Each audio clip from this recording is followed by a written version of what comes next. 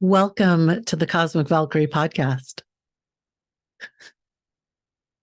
Today we have Luke with us, y'all. I'm super excited about this. I met Luke about a month ago, and maybe a little more than a month ago. I've had one of his Q-Rit sessions, and we want to go cosmic. We want to talk about all kinds of things. So I'm going to let Luke tell you a little bit about who he is, what he does, who he serves, so we can get that out of the way and go deeper. So welcome, Luke. It's my absolute pleasure. So good to be here, Cosmic Valkyrie Tribe. Yeah, I've had a super amazing journey. I had this big awakening in 2016 where I got this connection to the quantum field, to the energy that creates everything, whatever you like to call that. And before that, I was completely atheist, working as a sales director for an international software company, running these huge global sales programs in suits, very serious. And I had a problem with alcohol. I had a problem with drugs. I was really unhappy in lots of different ways. And I'm so thankful I had this awakening. And ever since then, life has just been so multidimensional. Basically, try and shake all my friends up, saying, "Hey, do you know you're in a trap? Do you know your job is a trap? Do you know that food you're eating it's a trap? Do you know like they're trying to keep you low? Like, come raise your vibration, come play." And so I absolutely love it when people invite me to come and talk because if people want to listen, I'm here, and hopefully some of the things I share with you can help. Because one of the big things I saw in 2016 when I had that awakening, it activated my clairvoyance, and I saw this vision of me in the future being a healer, and it was this amazing vision. I was on stage; it was like 7,000 people, a huge conference, and kind of Tony Robbins style, I do these things called interventions. I said, does anyone have something they would love to heal? And someone in the audience said they had cancer. And I saw myself, it was really vivid. It was like it was happening. I came down off the stage, I took their hand, they were healed instantly. And I was like, this is amazing. And the cosmos says to me, because it talks to me, and you can all talk to the cosmos, by the way, if you don't know that already. It said, is this a timeline you would like to align with?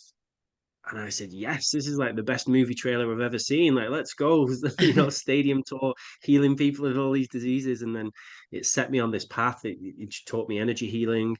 It gifted me the opportunity to live with a shaman for 18 months. I've done every kind of ceremony that you can think of, and traveled all around the world learning from great masters. And now I teach it to other people. I just have found a way to condense all the best bits and help make people happier, open their hearts, heal their traumas, heal physical aches and pains. It's called Q-Rit, Q-R-I-T, Quantum Regression and Integration Therapy. And the tagline that I channeled when it came through is that whatever's happening in your life, you can cure it with Q-Rit. And that's what we're here Love to it. tell you. If you're depressed, anxious, physical pains, whatever it is, like let's cure it. You know, I want to ask you one question. What was the turning point? I'm a former corporate American executive, and I remember clearly like standing in my corner office and I thought I was losing my shit. Like I was in my 20s and I didn't know how I got there. I didn't know how I was going to maintain everything, and everything from the outside looked great, right? I was had the money to live in the penthouse. I had the girlfriends to go out to shows or to the symphony and stuff. But on the inside, I was a wreck. So I was emotionally eating, emotionally drinking, beating myself up with exercise and all that. And I remember the day that I felt like my world was falling apart. And I was just like, what the hell? That day, like, I just remember it so clearly, was the day that I realized, oh, I climbed the wrong mountain. How the hell did I land in corporate America? Because it was never on my agenda. Do you remember that moment or that turning point for yourself? Yeah, I do.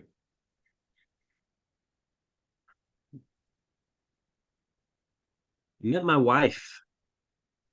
I met her at this public speaking event, and I went there because in my corporate career, it was the next step was to get in front of the media, and I started doing some trainings for teams, and I wasn't very confident, so I went to this public speaking event, and the guy on stage told me, he's like, do you know you can start your own business, travel around the world as a speaker. You can basically do whatever you're doing now, but on stage, and have a life you actually love. And I was like, whoa. And he said to me, he said, everybody has a message. He's like, if you are brave enough to like share your message with the world, you can transform your whole life. And I was like, wow, this is like the best thing I've ever heard. Why has no one told me this before? Right. And it lit this fire in me, and I'm like, wow. And I'm just telling everyone, I'm like, I'm going to be a speaker, I'm going to like travel the world and like help people. And I went home to my girlfriend at the time, and I told her about it, and she just didn't care. She thought it was some like pipe dream. But this person who I met at the conference is my wife. I actually met her on the lunch break. We became good friends, and when I started hanging out with her, she had this level of vulnerability, authenticity, just like realness that none of my other friends had. They wanted to talk about sports and beer and partying, and it was like, I call that surface level now. Mhm. She was just deep end. And I realized all my relationships, I was living in Newcastle at the time in north of England. I realized all my relationships were shallow. And then I craved this depth because I'd touched it now. And so I started hanging out with these other people who were doing the work, doing personal development, spiritual development, and they were happy and they were sober, most of them.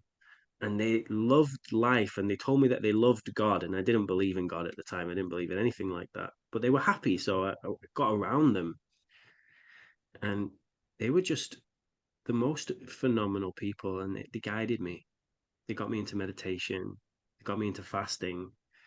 And the big thing that made the difference, I joined this mentorship with a guy who was a multi-millionaire speaker. I joined his 12-month mentorship, and I paid more for that mentorship than a lot of people pay for their deposit on their house. And I it was hear this that. Mhm. big scary thing, and everyone told me it was a scam and I was going to get ripped off. But I just knew in my heart it was the right thing to do. I didn't use that language back then because I didn't even have that language, right? But this knowing, I'm like, this is the guy who's going to help me.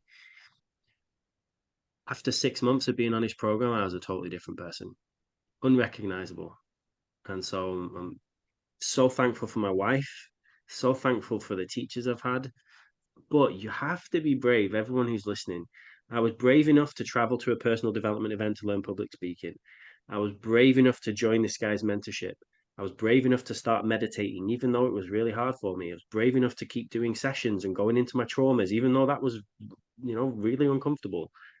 And then my big awakening happened after I'd been doing all of that for a while. And I think the cosmos tests us a little bit to see if we're dedicated, if we're willing to like be the birthers of these amazing visions. Because if it gives you a vision and then you're not going to follow through, it's almost pointless.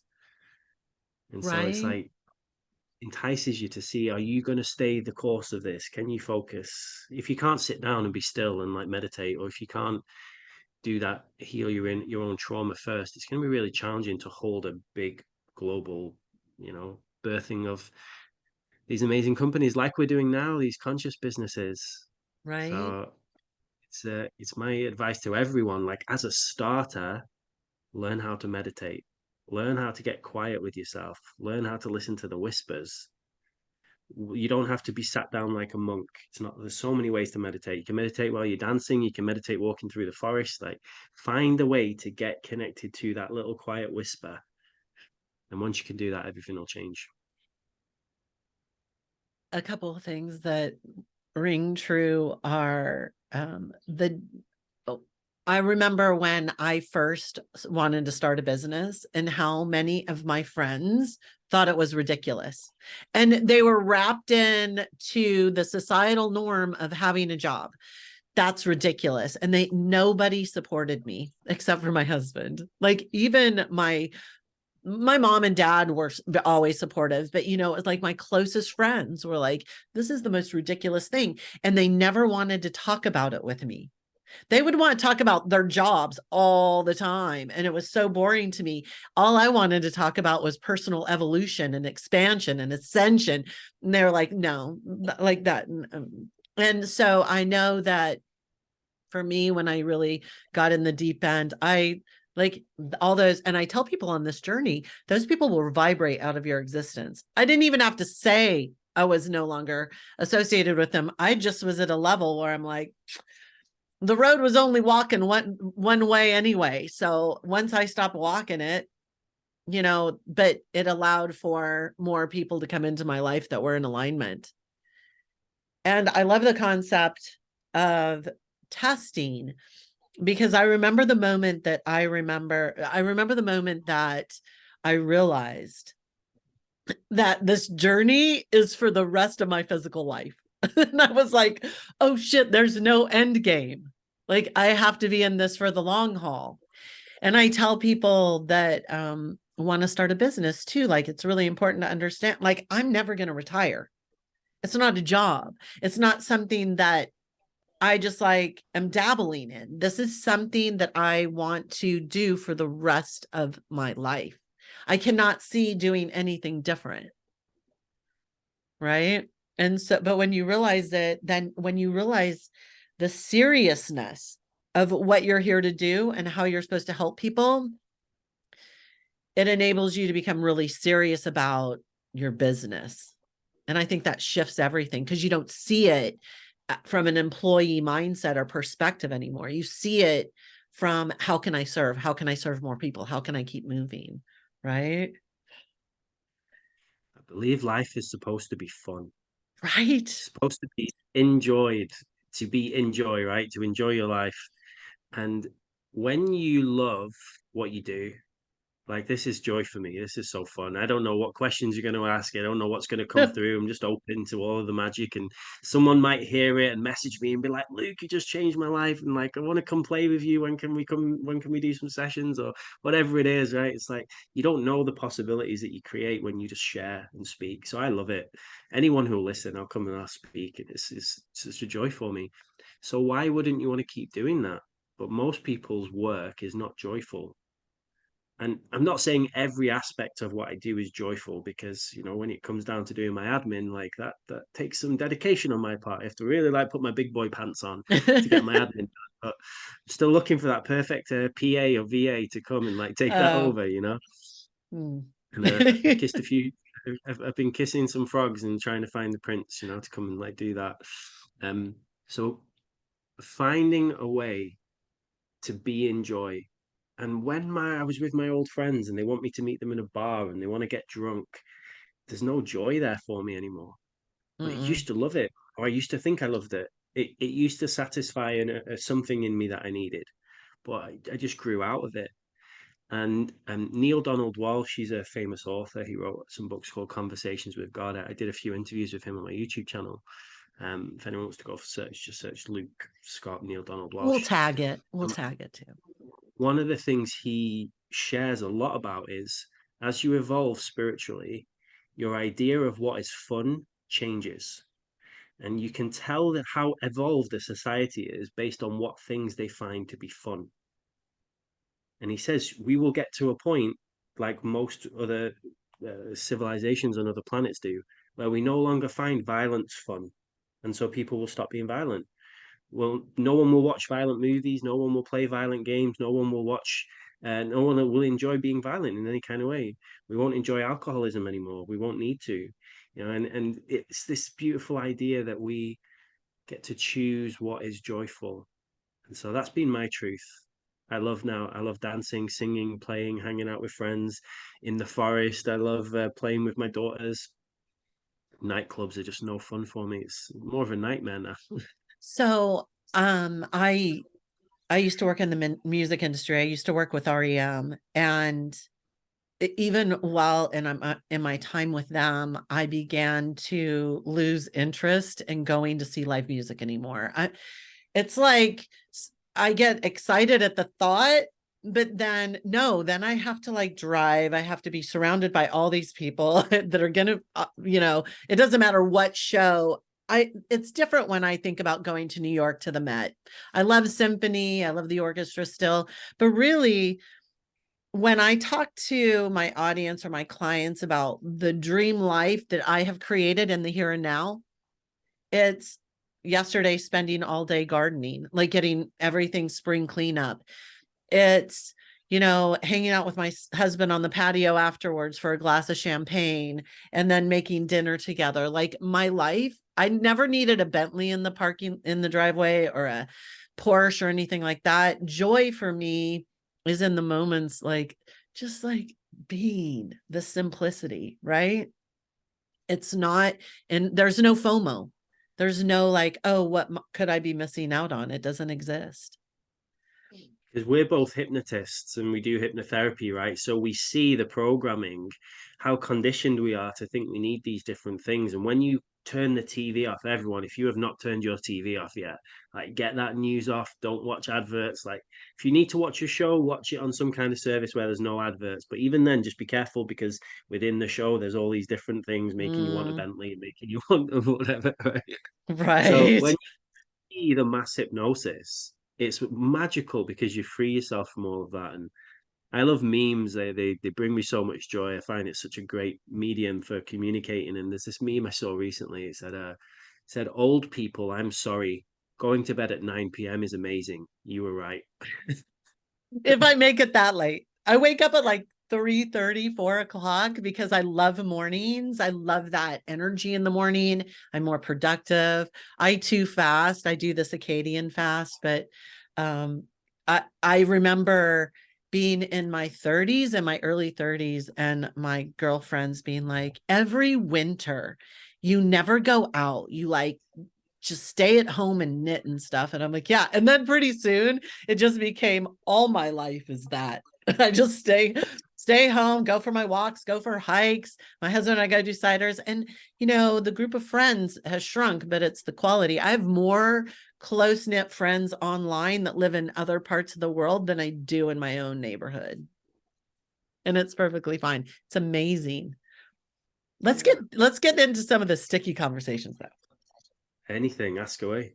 I want to find out more about the journey you had with the shaman that you worked with, and like you're I know there's when we are closely connected, I too worked with a very powerful Baba Lao. And when we're connected, there's a lot of information that comes in, right? And you can't share it all. But what's one thing that sticks out to you that you really brought out of it that you help others, like teach others? When you truly surrender in a ceremony, like even stop breathing, right? Just totally let go, become a mush, become a jello. You realize that everything in the entire cosmos, firstly, is connected. And secondly, it's all happening whether you're trying or not. So if you can surrender control, your body even breathes itself. Like you don't even have to breathe, it just does it. And there's this wonderful feeling that comes when you learn how to surrender. And it's probably one of the most important things. If someone is not happy right now in their life, they're probably holding so tightly onto something that they think they need, or someone told them they need, or this idea they've had, since they were a child. And learning to let go and surrender is the advice I get over and over and over again. And what it led me to, and this was one of my other big awakenings in 2016, was realizing that if you can be in that place, you have access to this quantum field, you have access to this infinite possibilities, this unity consciousness. And there's so much magic there when you're not trying, when you're in the place, we call it the no mind. So there's no mind, there's no thinking. Call it the quantum state. Some people call it theta brainwave state. It's that realm in between the real and the not real. In that place where you are soft and surrendered, all the best ideas come in. All the magic happens. You can see what things in your life need to change. You can see what people need to be let go of. You can see what stories you're still telling that don't serve you anymore. So that's what I do with a lot of my clients. We just get them into that state, and then magic comes up. just all starts coming out. They start purging it out. It's this wonderful thing that most people just have not been taught how to tap into the nothingness.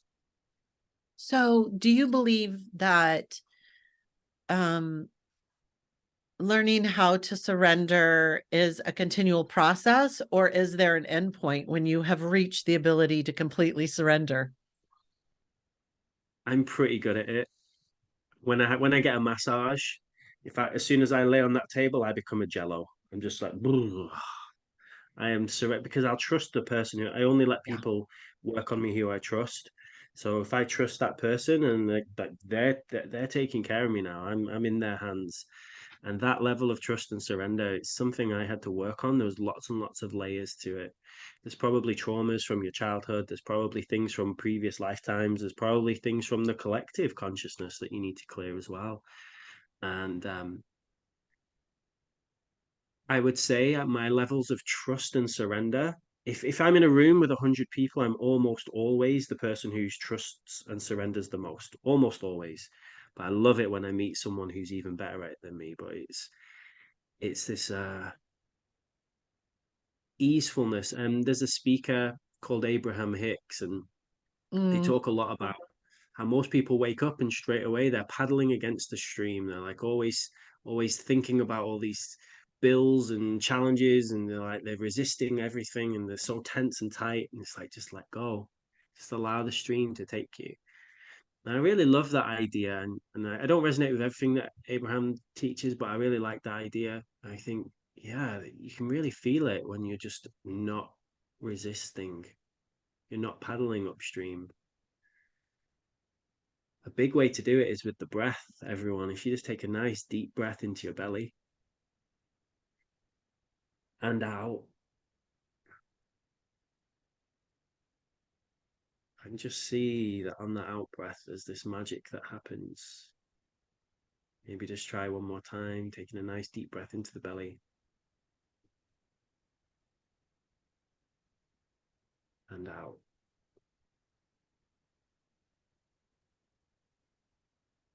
That's a really beautiful place. There's that moment of no mind, no thingness. If you can train yourself for that to become your default, life's going to become so much more enjoyable for you. So surrendering is a choice, right? So when we're operating on autopilot, we kind of remove that decision making of, like, when we have all that noise when we first start this journey. I always tell clients that, and I think this relates to it, that meditation is not a practice, it's a state of being. And when you can learn how to keep that subconscious, that snarky inner critic quiet and move through your day, it's flow, it's ease. It's not having to always engage in thought. And I know that our physical brain through experiences will test us a lot. So it makes it a little bit more challenging to operate in the day-to-day world in this third dimension without having that resistance, because our brain wants to keep us safe all the time. So it's always going to be like, ugh. But I did notice back in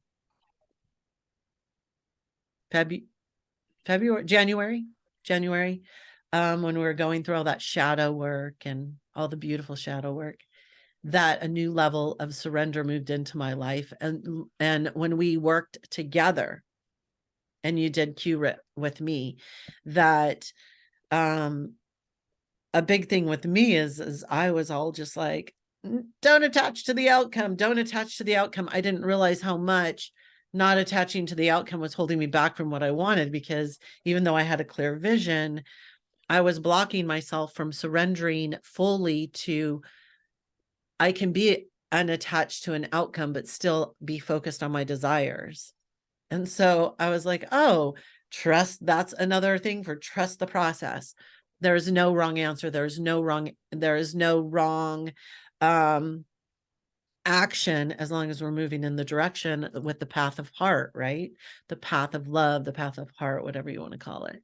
And just understanding that more deeply, that there are thousands of roads and journeys that we limitless, right? Limitless possibilities of opportunities that we can embark on. And we can choose any of those paths. And if we choose the one with ease, it's going to be the one that brings us closer to what we desire more rapidly. I think some people misunderstand what ease is as well, though. Like, there's an expression that we are living pieces of art, right? We're living works of art. Like your body is a sculpture. You sculpt it by what you eat. You sculpt it by what you do in the gym. You sculpt it by, all these different ways. And your mind is art. You sculpt that too. And your life, your room, the feng shui of your house, like it's everything when you look at it from a bigger perspective. So if you're an artist, if you're Michelangelo and you're painting a ceiling, an artist is going to use all the tools that they've picked up along the way. And there's so many different ways you could do it, right? You could do a mosaic, or you could do an oil painting. There's so many different ways. Most people don't use the tools that they have.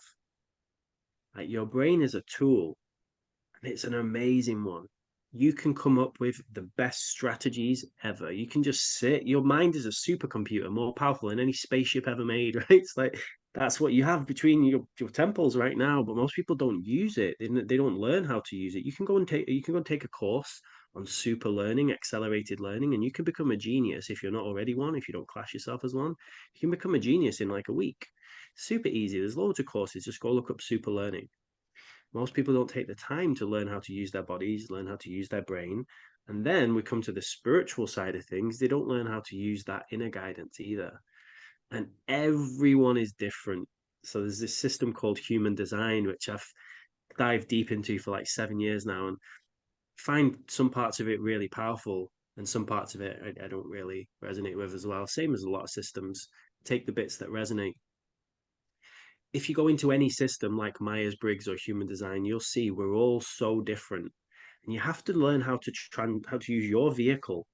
Right? Your vehicle is the way it is for a certain reason. So helping people figure that out is massive, because once you know all your tools, then you can make a decision. Okay, so how do I use these in the best way? If you were a musician, you're going to go make a song. It's like, okay, what do I actually know?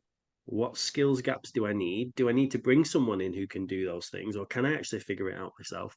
And I love getting geeky about strategy like that. So I'm very left brained, geeky strategy. I'm very right brained as well. So I can sit with a CEO of a $1 billion company and we have a great time. And I can sit with a monk in an ashram and we have a great time. And it's like, it's so fun for me to be that. And I think that's why a lot of us from corporate are now bringing that wisdom through, because a lot of the people who are super spiritual, they're not good at that left brainy strategic stuff. And I think you're like me, you can do both, which is a bit really, it's probably why we guide people. So one of the things, I'm not a master at human design, but I know my human design, and that's what's important. So, but my business partner, she's like, she knows that stuff. Um, so I know that I have closed head centers, right? And a throat center. And we always ask people like to get their human design chart. 99% of the people that I work with open head centers. They're like, so I'm always like, come back down here. Come on. So it's like that balance or that flow between, and you can easily see it too within masculine and feminine energies, right? How we're continually flowing in and out of it. And I've noticed like a lot of the women and healers that I work with, and men too, but it tends to be I've noticed the men that I work with tend to overthink things. Whereas the women that embody like the more feminine energy tend to not be able to structure things as well. And I have always perceived my like energy is one of my top 3 highest values. I freaking love working. So I've never perceived I'm more feminine or masculine. It's never been part like it's just something that we all are. We all are both, and we are both in many different ways at many different times. And I think you can I think you can embody both of those energies at the same time too. Um, but I have noticed like human design has come in very handy when I look at and understand people. But I also love that you bring up that you take what benefits you and makes sense to you. I started my journey way back in the day with Abraham Hicks, and Abraham Hicks was a great introduction to my journey.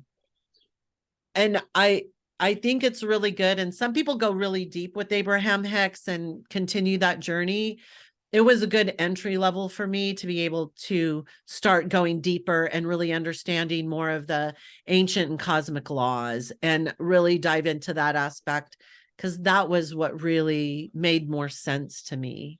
So I get it. And then we get to pick and choose what works for us and share it with other people. And if it resonates with them, good. If it doesn't, but we're all here to help each other heal, grow, and evolve. And finding that unique blueprint and mechanism, I think, is really vital to our success within our business.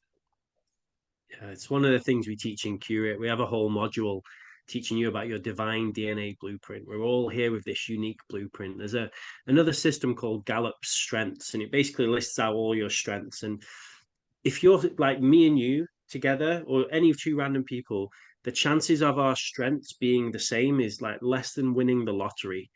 You know, it's like you have almost no chance of being even slightly similar to the people that you bump into, because at the deeper level, you're going to have these nuances that make all the difference. Even if you both seem to be extroverted, like when you get under the hood of it, their strategy isn't going to work for you all the way, because you're going to need to take parts of their strategy and you're going to need to put your own spin on it, your own flavor, your own uniqueness to it. This is where a lot of people get stuck, because they see these big successful entrepreneurs and they try and copy their system exactly.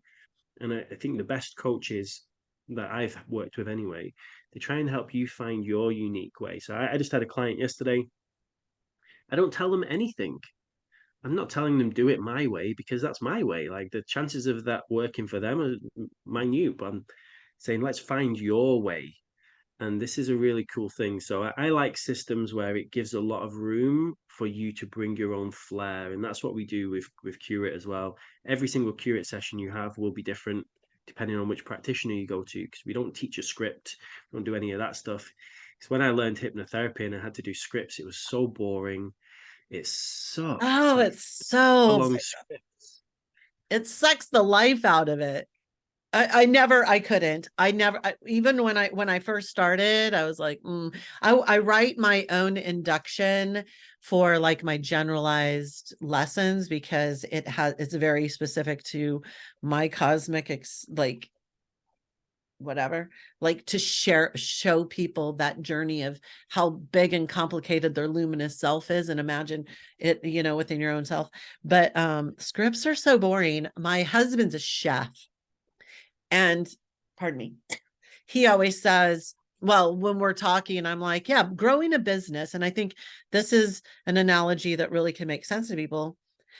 You just learn all the ingredients, but it's not about following a recipe. It's about developing your own. You have to be able to really be willing to explore.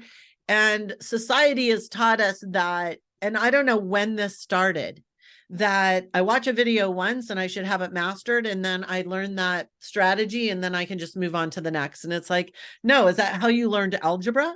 Like, but adult perception is that we just need to go through a series of like learning the business development fundamentals at once, and then I should know them. And this is the I see so much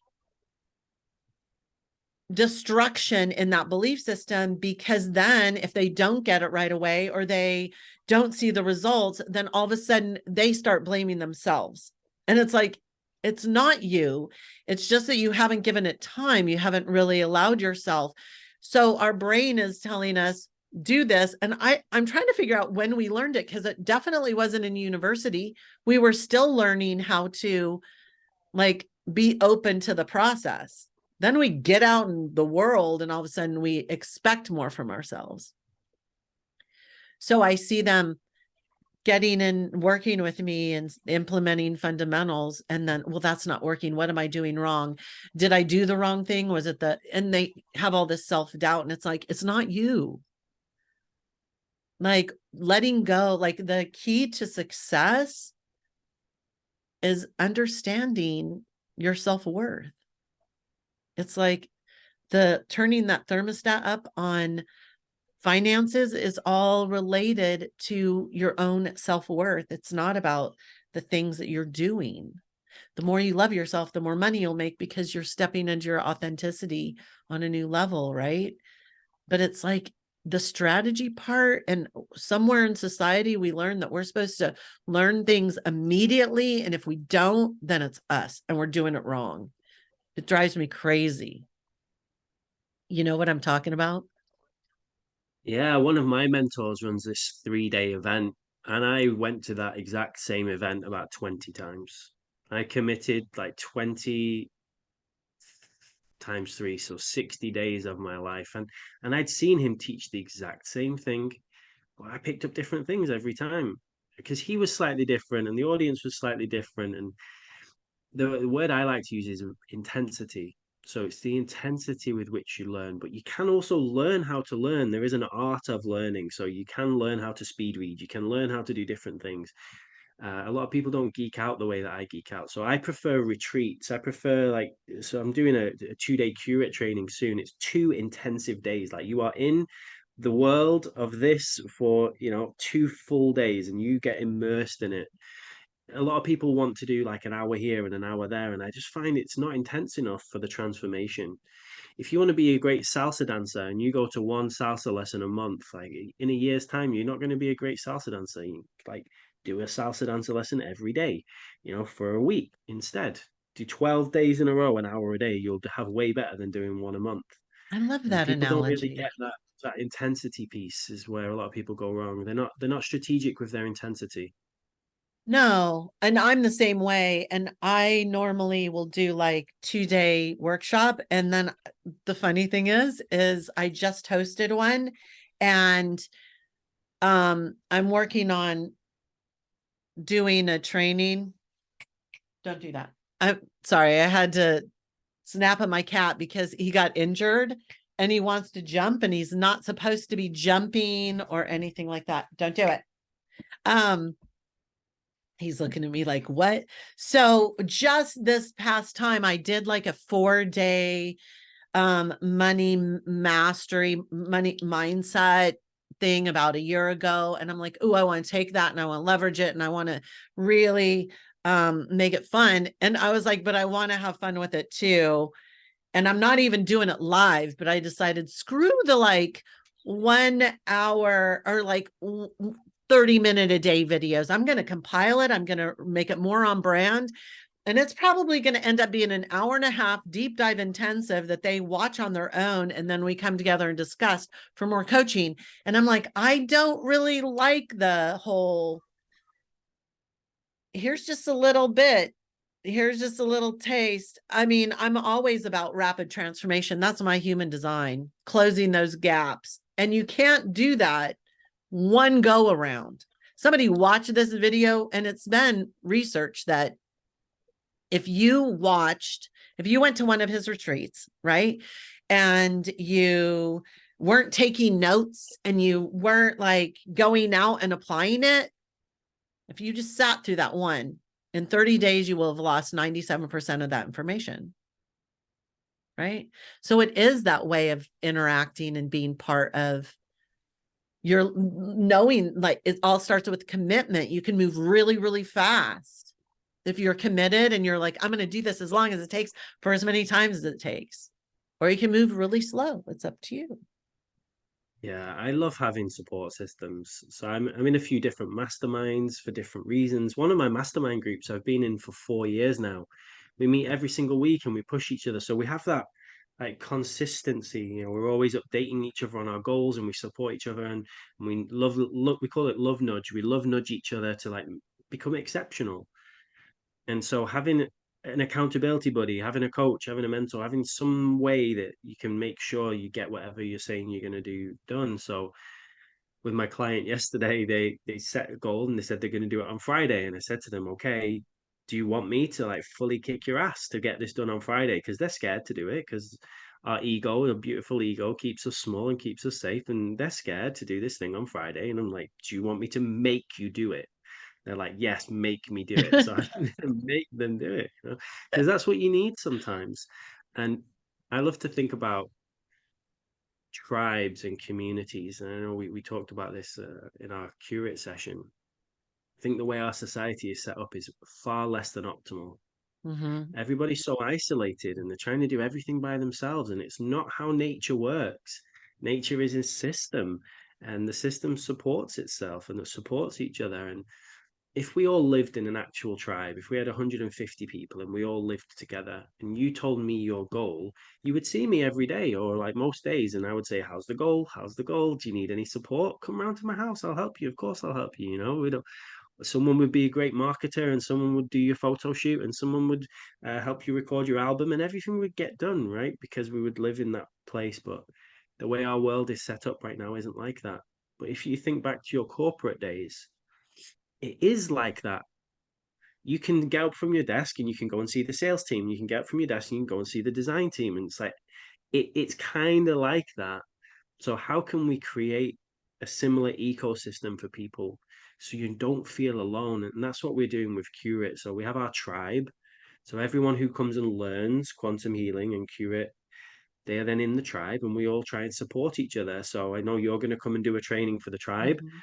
Invite. I say, if you've got a skill, if you're good at meditation, come teach meditation. You're going to come teach everyone how to um, do amazing in business and hit 60K years, or you know, all this cool stuff that you're going to teach. Consistent revenues, and everyone learns from each other.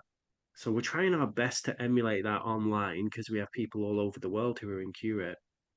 But really soon, we hope, and the plan is to be able to actually create a Q-Rit village where we can live together. So you can just get on a flight, come live in the village, and we'll do Oh, it like a together. physical location. Oh Absolutely, my yeah, God. That sounds yeah. So amazing. we got together during the lockdown stuff. Me and a group of friends, we got together and we bought some land in Mexico. So we're like 3 years into that project now. We bought 130 acres of land. We've got 30 families, and some of the houses are almost finished now. And there's a beach club. And the What part idea of is to, Mexico? That's my one of my favorite countries. I've traveled a lot. yeah, it's in Yucatan province. Oh my God, I love the Yucatan. Is it Yeah, northern? Is it or is it like Tulum side? Like is it northern by Holbush or yeah, northern, yeah, that? Yeah, that's my favorite area in the whole world. yeah. It's on the coast on the north of Yucatan. Um, and so the idea is, let's build these communities all over the world, get people actually together in tribes, so we can all support each other. Because most entrepreneurs, they're so stressed because they're their own accountant, they're their own graphic designer, they build their own website, they you know they do all of this stuff. Plus they probably have children. Plus they probably have Right. And a job. a Some of them still have job, their career, right? and they're building this on the side, and it's like overwhelm. And so that's a big piece I try and share. One of my good friends, he's growing his business at the moment. He just got awarded. You can go online and find all these grants for startup companies. There's funding out there for new businesses, right? You can go and find a way, and then he's using that to build his website, basically getting it paid for.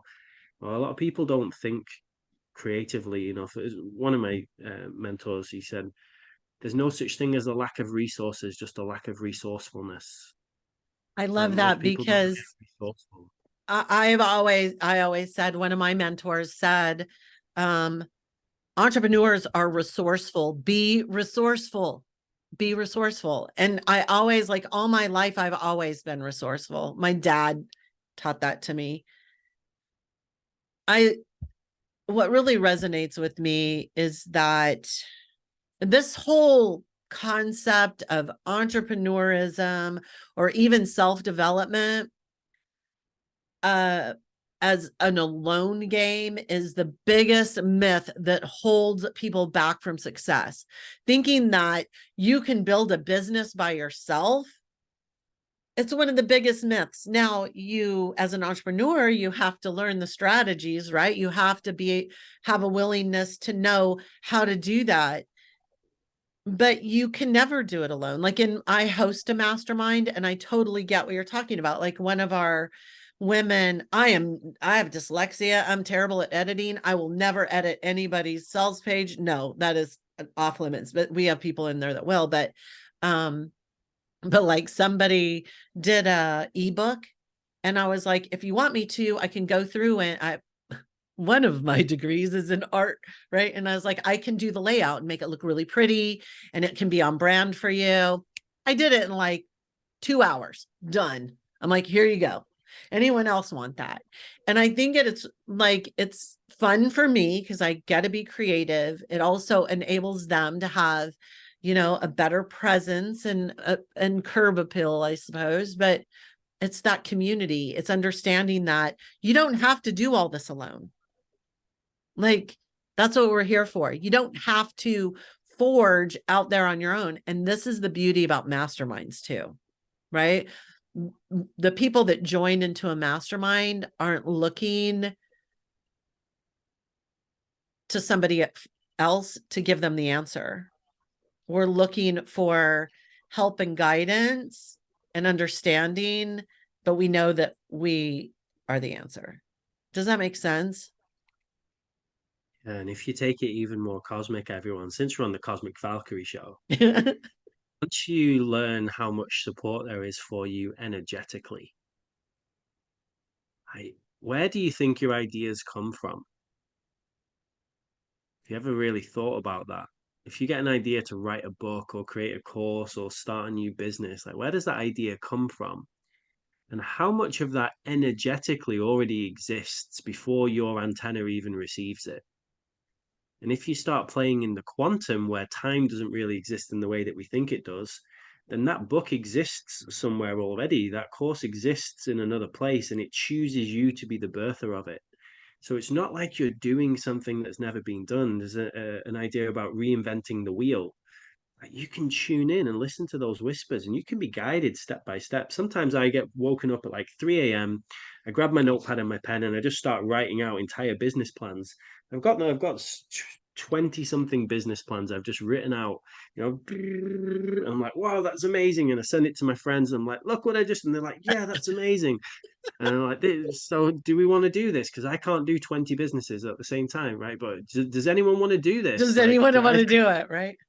share my ideas and like, this needs to be birthed. Who wants it? And I love this that. is, I'm so excited about your community. And I definitely, like, I know both of us were like, there's something, but we don't know. And it will be interesting to see how it irons out and plays out, right? But so one of the things that for probably 7 years, I have been like, I'm supposed to create an oracle deck, but I am not supposed to do the art. I'm not supposed to figure out the printing. I'm not supposed to do any of that.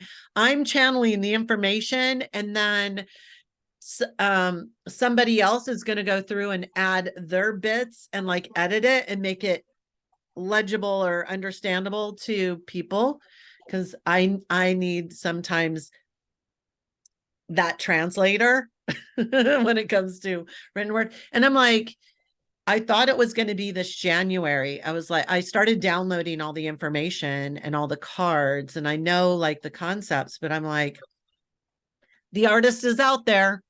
The editor or producer, the person that's going to find. And one thing is I was attaching to a specific artist that said she wanted to do it, but then went MIA. And then all of a sudden I'm like, oh, well, maybe I'm not supposed to do it. But listening to you speak, I'm like, no, it's just that she wasn't the one to do it. so everyone who's tuning in, here's one of the best ways just to play with your energetic gifts and see if you can get an answer. So pick an area in your life. So for you, it's your Oracle card deck, right? Let's choose that. So pick whatever something is you would love an answer around. And then we're just going to take that deep breath into the belly and out. and come to that place of nothingness. And from that place, just ask, who is the person to help me create this? And just trust the first thing that comes through. So take a deep breath into the belly and out. And from that place, just ask any question you want to ask and trust what comes through. Just see, be playful with it. We're not committing to anything, we're just playing. You can write down the names if anyone pops up. Maybe you see a vision, maybe you get a knowingness, maybe you hear it. Everyone has different clair senses activated. Oh, I would And love say, to hear the answers to people if they participated in this, the answers that they got around my Oracle deck. Right? you're Because on it. we're all connected, we're all energy, right? Like we all have an answer. There's something very beautiful when you can ask in your tribe and say, "Hey, I need this." So our 1 year old daughter just came down with this rash recently, and it's like really intense. So I just message in the tribe. I say, "Hey, does anyone know what this is? Has anyone seen a similar thing?" Having a group where you can ask questions, having a community makes all the difference because someone might just listen to this and message you and say, "Oh, do you know, I would love to make your deck for you." Right? Like I'm not attached to like I have an image of things, but it's a collaboration. Yeah. And I know they're out there. Yeah, I've had a really similar vision as well of myself. The closest entrepreneur I know who's got something similar to it is Richard Branson.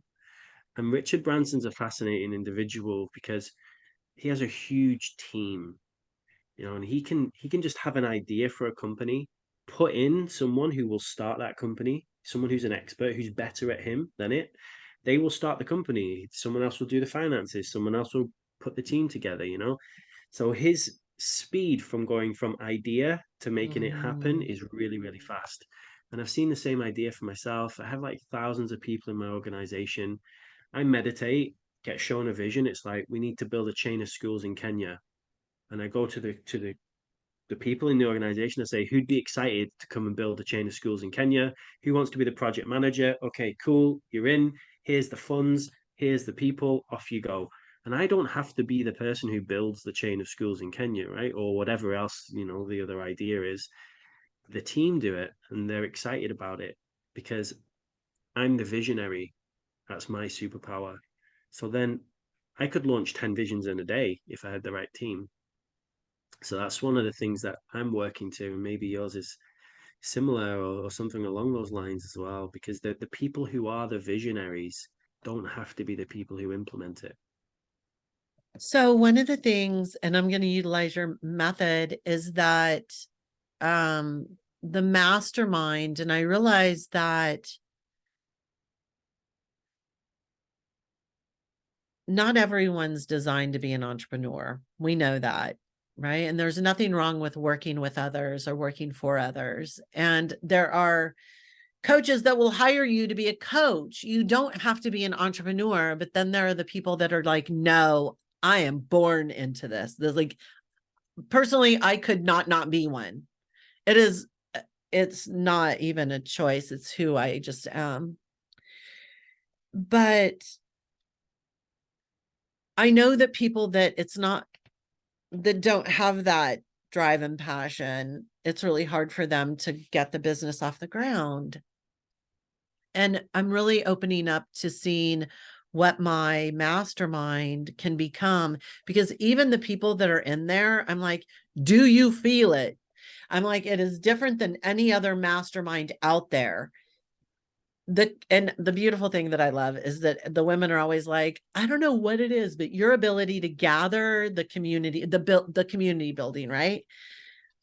And the more you speak, the more I'm like, yes, it's like, I want that. Like the mastermind is about helping each other. And I've noticed that you really do have to teach people how to operate in a mastermind because we're so used to being coached.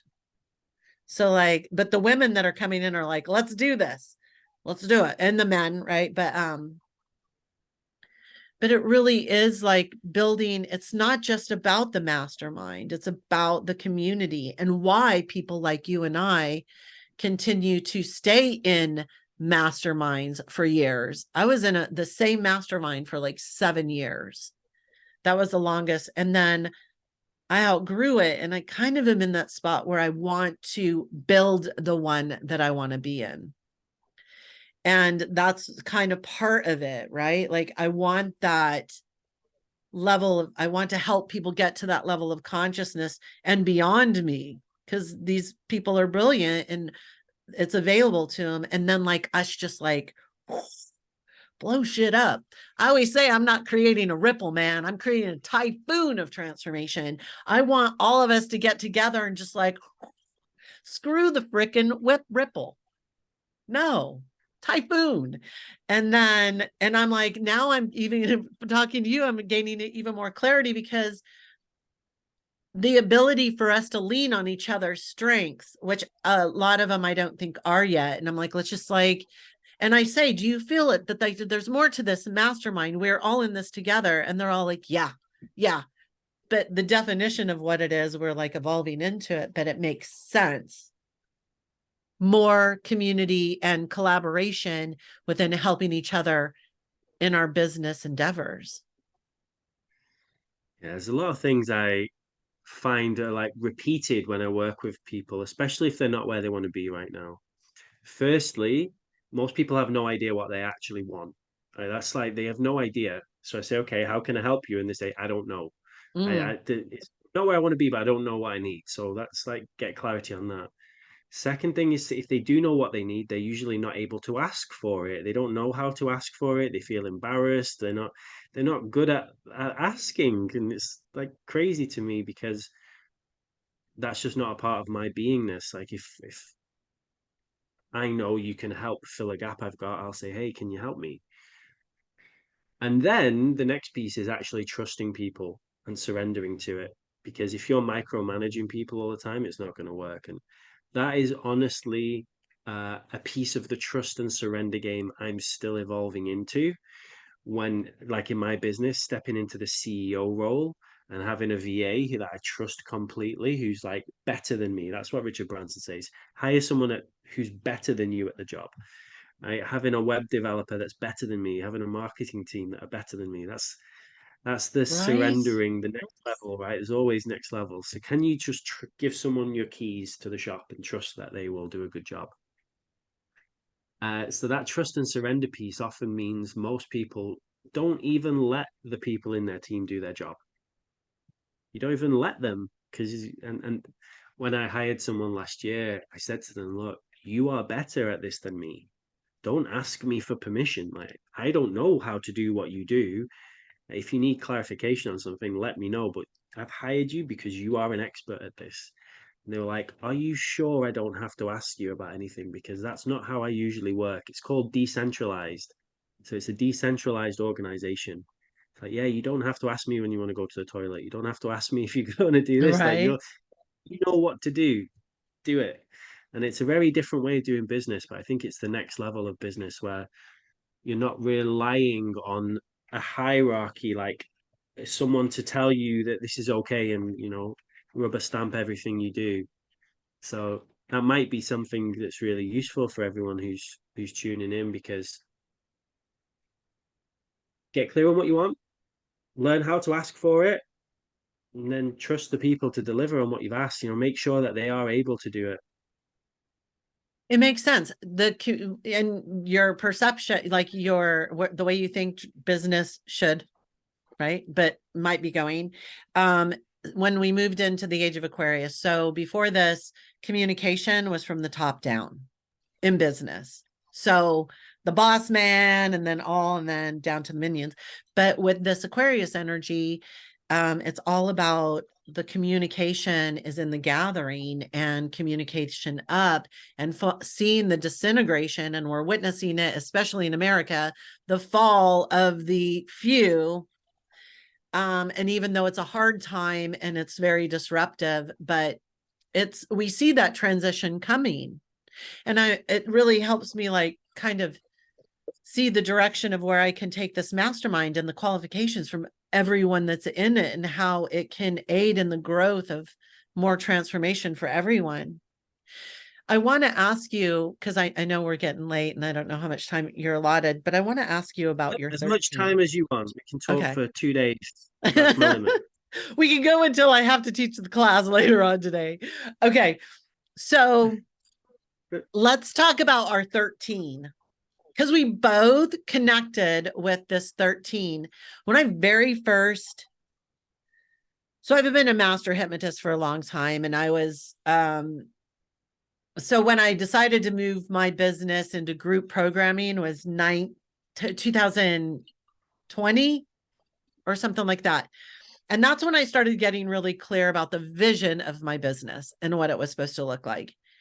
But outside of that business, so it was seemed as if it's facilitated by me being more in the public eye and all this stuff, but the mastermind was in there. That's why I grew it. But outside of that, and I'm saying outside of the 3D, but it's also contained within the 3D. So this is where translators work really well for me. Has always been this, I call it the round table, the 13. There's 13 of us. And for a long time, I was like, why are there if there's 13, why are there only 12 seats? Why are there only 12 seats? And then I realized, oh, it's because I'm sitting in the middle and I'm not better. I'm not a guide. I'm the gatherer. Right. So I don't want anyone to think that I am part of the 13, but I'm gathering the 12 together, inclusive of me. So that's why I was never in the seat. I was in the middle. That doesn't make me any more important. It doesn't make me any more powerful. None of that. It's just that my role is the gatherer. So I've known that it's there. And sometimes I was not surrendering. Sometimes I was trying to push that, like, where are they? I want to get this out of excitement and anticipation. But 2 seats are full, and it's not as if, and I haven't had any communication with these people in probably 8 months, but we still work in second attention and in dream time and all that. But I know that they're like, that's part of the typhoon. I know that I was given this information, and everything that I've done since that information was downloaded, even like the shaman that I worked with, the Babalao that I worked with, like it's always been a reoccurring theme, the 13. And that's like that's part of it. And you said that you too have been given that information. Yeah. So when it comes to how successful communities, like physical communities, live together, one of the things that often breaks down the effectiveness is if there is a leader of the tribe, like one person. And it's like that in America now. 51% of people want a thing, but 49 don't. So we're going to do it. And it's like, whoa, 49% of the tribe do not want this. Like, you're going to make them do it because 51% do. Like, that does not wash with me because I'm usually in the minority. Right? Like, if We're we the always do what the resistance. majority if we always do what the majority want, that's not like there's no leader right now in the world that I'm aware of who I would submit to and say, yeah, like you just lead me, like I will just follow your way because you've got it. I hope we do find those people because I don't want to be the leader, and it's often the reluctant leaders who are the ones who, We have like, one that's running in the United States, Cornell West, okay, that he's not running on the 2-party system. And he definitely has my vote because he is running for the people. But I get it. Like there's nobody else that I will not vote if he does not make it to every ballot. I'll put it that way. I will not be voting. Right. okay. But anyway, go So on. this idea in a tribe, instead you have a council. So I was told to have 13 people in the council. So if you had to do a vote, you could see how that went. But it's not always whatever the majority want wins because it's about what's best for the tribe. Right. And so you're taking away this monarchy system. Like in England, we still have a king or a queen or whatever, even though I give them no power, no authority over me. And I've done so many cuttings of all the different oaths and agreements we ever made down our ancestral lines. If you've never done that, by the way, they're called vow breaks. Break any vows you ever made to kings or monarchs or rulers or any of that stuff that don't serve you anymore. So moving away from that kind of an idea, because we're not bees, we don't need a queen bee to tell us what to do. We're sovereign, we're powerful, we're here. Um, so this idea of having a council that look after the well-being of the whole tribe.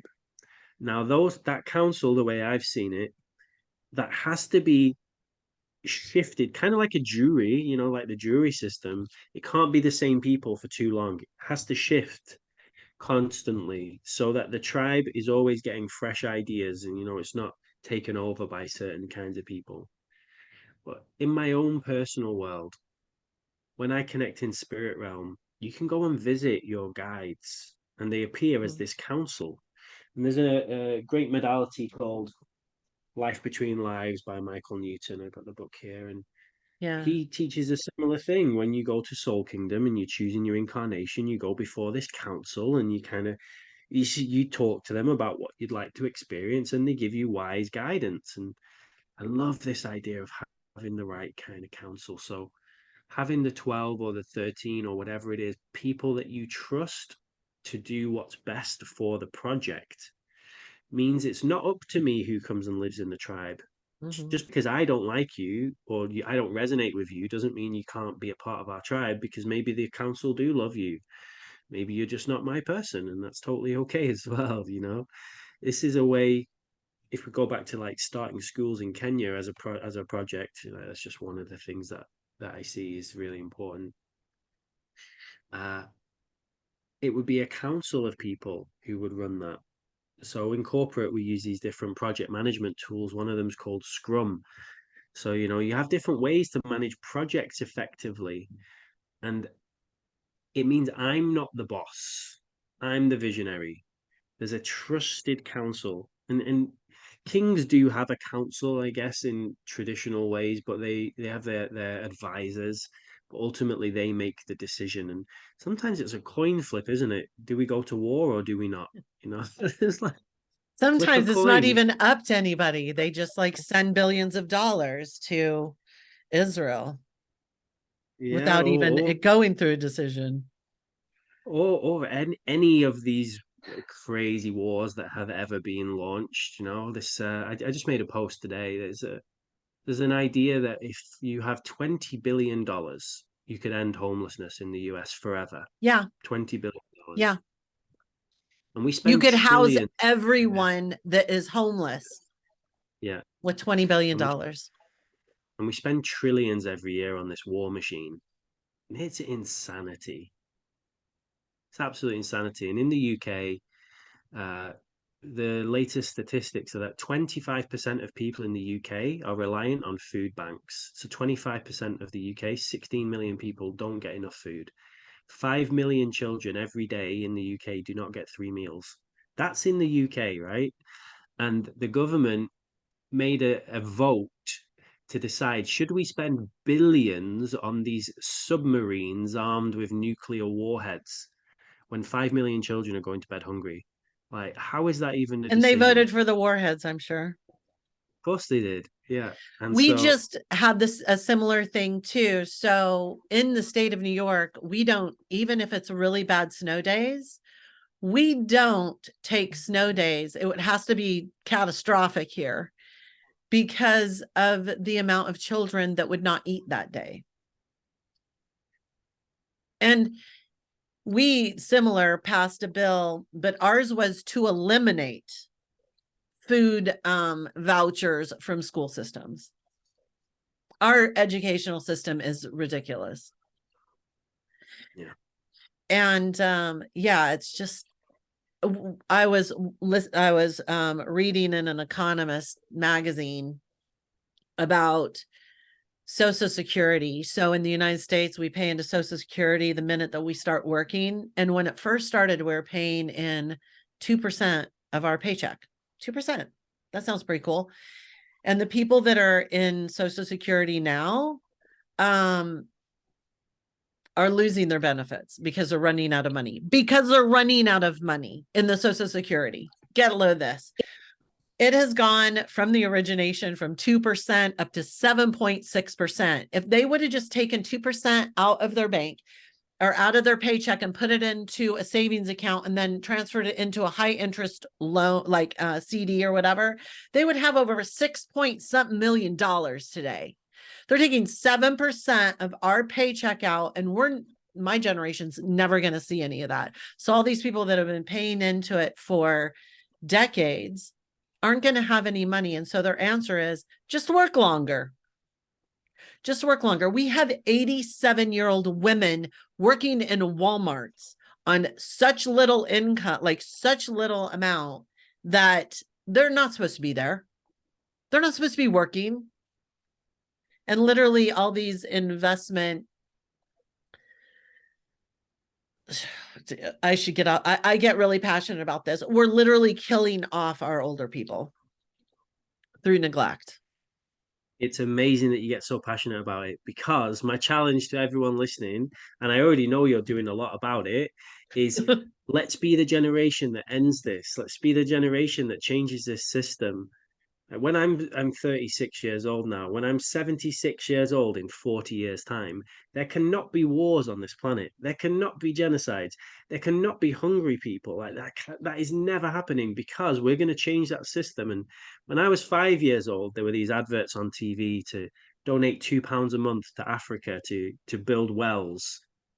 30 years later, the adverts are still the same, because we haven't built wells everywhere in Africa. Like, how is that even physically possible in 30 years? It makes no sense. Because the way that in the United States, the way that nonprofits are going, they're not making any money, and they're definitely not taking the money that they make and putting it towards what they want, like what it's supposed to be. Like if you look at Oprah Winfrey and her nonprofits, a majority of it goes to paying people that run it and into other, like paying other organizations to run it. Not even like sustainable on its own. There's so much corruption, and it's like, we just need to band together, right? We just like, why are there not enough wells?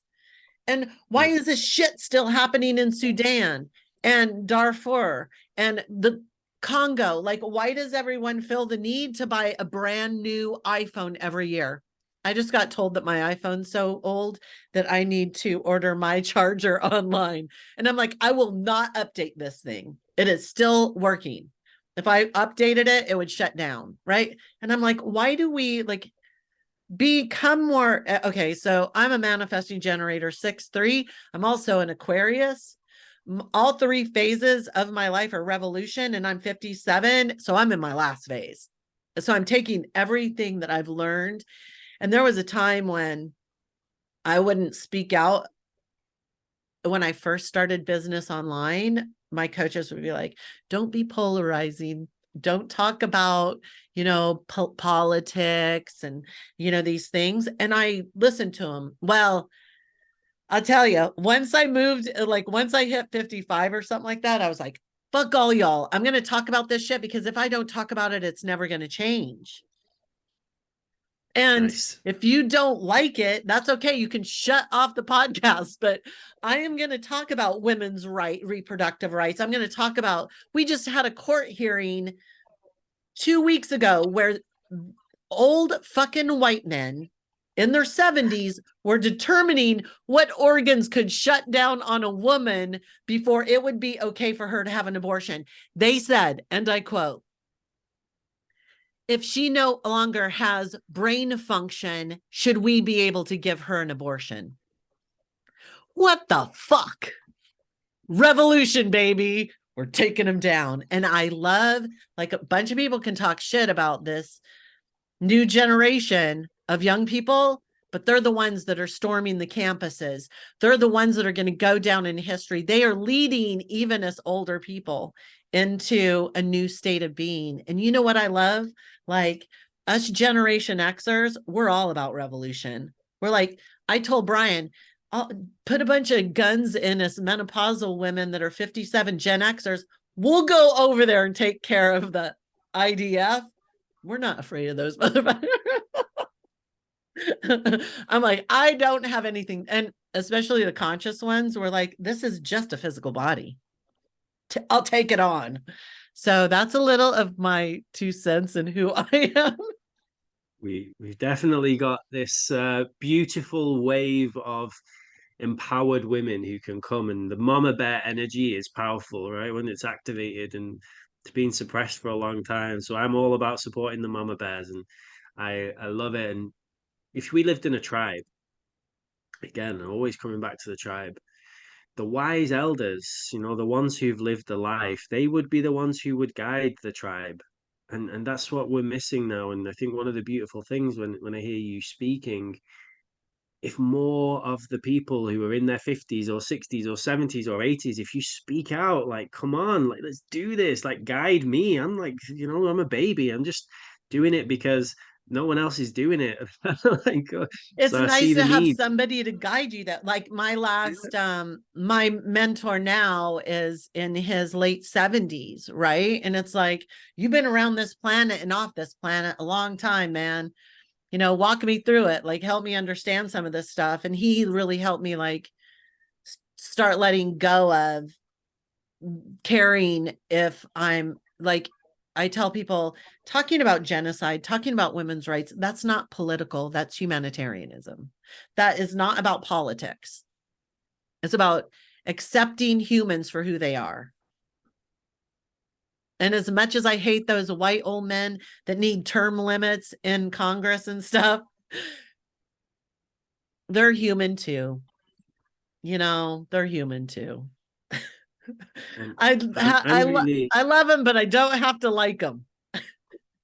I'm really good at seeing things from a bigger perspective as well. I zoom out a lot, because you're in the US and I'm in the UK, so I have a different perspective on your system, right? And my wife's from Pakistan, so I married into a Muslim family from Pakistan, and they have a whole different culture. Mm-hmm. And I look at Japanese culture, and I look at the Aboriginals, and I look at all these different ways that people can be, and then I decide how do I want to be. And if people can do that, you'll see, like in Japan, the people who run the companies are in their 80s and their 90s. Like they're the people who make the decisions. And in the US, it's like, 40, 50-year-old CEOs who are, very strong-willed, but they don't necessarily do the best for everyone. And in tribes, you would have this council of elders, and you would kind of make that decision collectively. And I see that there's this huge opportunity here for us to change the way we live, change the way we do Mm-hmm. business. And one of the most important things, we talked quite a lot about problems. I'll just share one more piece on the problem, and then I'll talk about the solutions.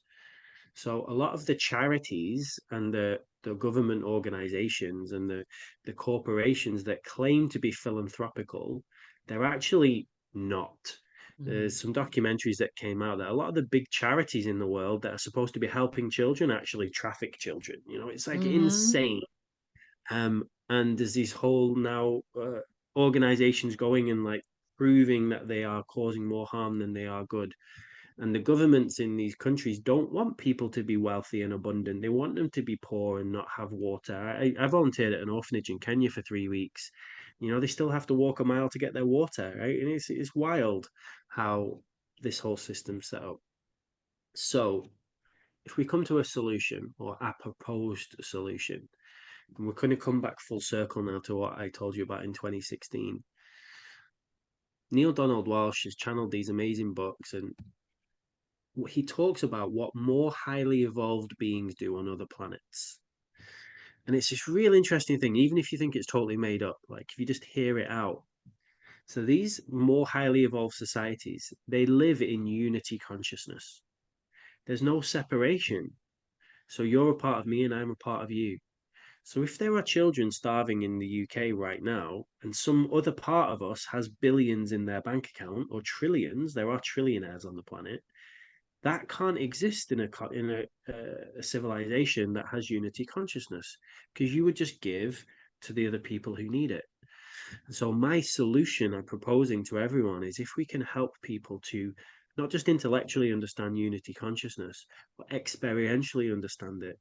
This is a big thing that happens when you do quantum healing. You connect to the quantum field, you realize the connectedness of everything. And happens a lot in plant medicine ceremonies as well. People do mushroom ceremonies, ayahuasca ceremonies, or whatever kind of ceremony you do. They realize, whoa, we're all connected. We're like the mushrooms, we're like the mycelium, we have this undercurrent, wow, okay. When I think about my friend in Australia, they call me, how is that possible? Well, there's this web that connects us all.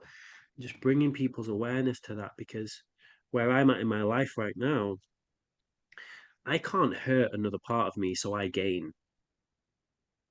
I can't. My daughter, I have a 3-year-old and a 1-year-old. She's in the garden yesterday, and she sees a flower. She wants to pull the flower out of the ground, and I say, "Don't do that.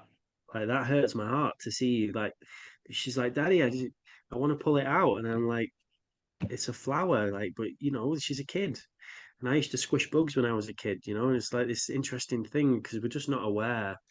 But now, thankfully, at my level of maturity, I'm aware, okay, if I do that, that person or that being or that animal or that tree or that whatever is going to get hurt. Like you with your iPhone, right? If I buy an iPhone, some kid has to mine the cobalt for that. So I'm paying for child slavery, right? Or whatever it is. And so one of my friends, he has a project now to end child labor in mines. He's created these machines that work in the mining industry. They increase the mine's output by 100% for any kind of mine, and they reduce the need for child labor. So these things are happening. There are people cleaning up the oceans right now. There are people Mhm. ending child slavery. Right, it's all happening. And when we can see things from that bigger perspective, that unity consciousness, find what you are here to do. So, one of the things that you're here to do at the moment is help people start their businesses, get their businesses to 60K plus, right? Making 5K a month. And you're using all of your gifts and helping them connect more to their consciousness and giving them these awakenings. So, that's beautiful because that's really aligned with everything, creating more freedom. So, they have more energy to do what they want to do because that's one of the traps, isn't it? Keep us Yeah. stuck. So we're in survival mode and we don't actually, have time to do these things. And I'm here to help heal the world with quantum healing, and our mission is to create 1 million quantum healers in the next 5 years. So that's like the big goal for Q-Rit. And it's so possible to do. There are like 4 million Reiki practitioners in the world right now. So even just with that toolkit, we can get 1 million quantum Right. healers. And And it the whole reason for me in the business, like I'm really good at business, and I'm like, entrepreneurial poverty is so rampant. And I'm like, and it's so unnecessary. And people are always pushing the 10K months and that. And I'm like, don't underestimate what an extra $1,000 can do in your bank account. An extra 2,000, 3,000. Let's just get you there first. Right. Although I should say that I'm not strategy strong. I have all the strategy in one of my in a bonus program, but I'm the Cosmic Valkyrie, dude. so energetics, right? so I'm just helping Well, entrepreneurs like expand beyond their limits and like understand, connect them to their luminous self, connect to this yeah. meat suit, right? Here's what most people don't realize. If you collaborate instead of compete, everything changes for you. So you're coming to do a training now into my tribe, into our Q-Rit tribe in a couple of hours' time. You're going to teach them your magic. If they want to be your clients, they'll be your clients, right? Right. And everybody wins. And so if we all work together, you've already got a list of people in a community. I've already got a list of people in community. If we serve each other's tribes, instead of something taking 5 years, we can do it in 5 weeks or 5 days. And this is the magic when you get a great mentor because they can shortcut. They go, well, I spent 20 years learning this, so don't do that, right? so, Right. so do this instead. And now you've just saved yourself 20 years. And but most people haven't figured out that piece yet. So collaboration is a big part of unity consciousness. There is someone out there right now who has a list with 10,000 people on it, an email list. You could approach them, make a deal with them, get them to send one email blast out to their list, and you will get 100 clients. Like that is a possibility that every single person listening could do today. And it's the thing is really shifting our perspective away from what's in it for me. Am I good enough? Am I so? It's more about like, how can I serve? What can I do? Like, I don't care. Like, the minute you ask me, I'm like, yeah, I'll come in and I'll coach him. I'll make him understand the easy first fundamentals of business, like no brainer. Like, I can do that with my eyes closed. It's about getting those healers more clients, because they got soul clients out there that are every day that they are sitting and not getting a client. They're not fulfilling those soul clients, and their soul clients are like crying in the shower. They're struggling in everyday life, right? It's like, this is not rocket science. I can get you there. And if I have that key that can close that gap of time to help you get them, then that's a transformation. For me, it's not getting the money will come through somewhere. I don't have to, like, somewhere. It always does, right?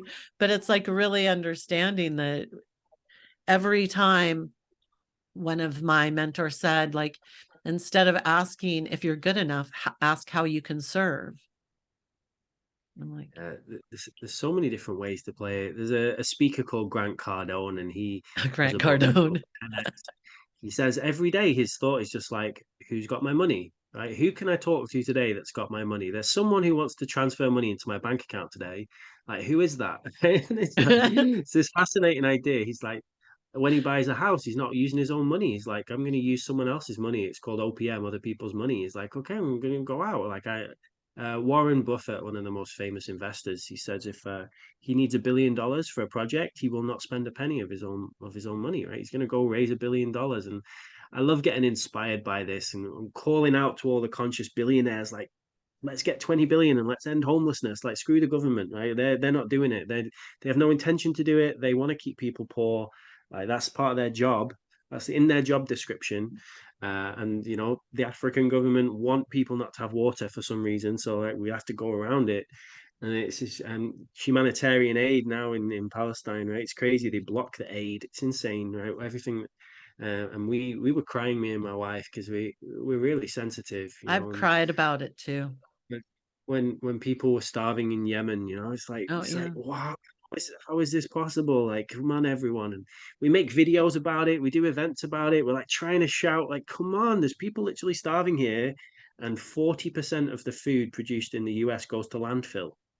You're like, how does this The make sense? waste in this country, the waste. And you know what really gets my husband and I is that when we went into lockdown, so New York State, it's against the law to use plastic bags. Like, they don't have them in grocery stores. But you know what happened? After they passed that law, then they started packing all the food in plastics. They are opening up more plastic manufacturers. But there are, I don't want everyone to, like, we'll leave this on a really high note.